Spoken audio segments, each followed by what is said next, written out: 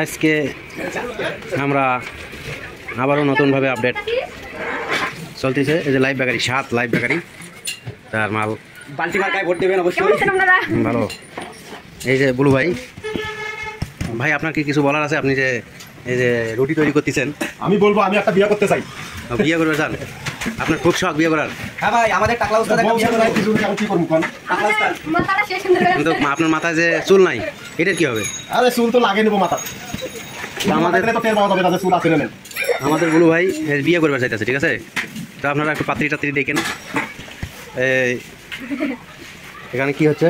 এখানে আমরা চিনি বানাচ্ছি। এটা কি মাংস? মাংস? কিসের মাংস? মুরগি।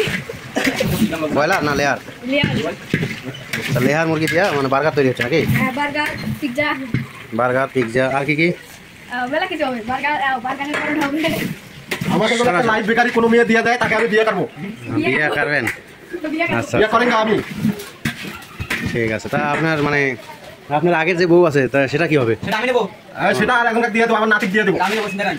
আচ্ছা ঠিক আছে। এই যে এগুলো ড্যামেজ মাল লিখে দিও।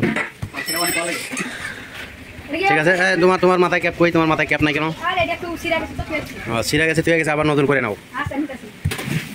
ডিম কি পচা ডিম নাকি সব সিদ্ধ ডিম? মুরগির পেটে ভেতর থেকে ডিম বাড়ায় ভালোটা বেরিয়ে গেছে। আচ্ছা, সরাসরি আপনারা দেখতে পাচ্ছেন 7 লাইভ বেকারি, বাদাইল, কাটালতলা মোড়। তো আপনারা সবাই আসবেন, এখানে ভালো ভালো উন্নত মানের খাবার তৈরি হয়।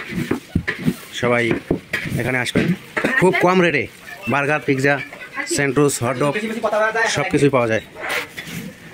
এটা কি ইউজ করা? যে এখানে আছে বাদাম বিস্কিট, তিল বিস্কিট, তারপরে আছে মিষ্টি ফিঙ্গার, ঝাল ফিঙ্গার, ড্রাই কেক, ডেনিস, নোনতা বিস্কিট, সেমাই বিস্কিট।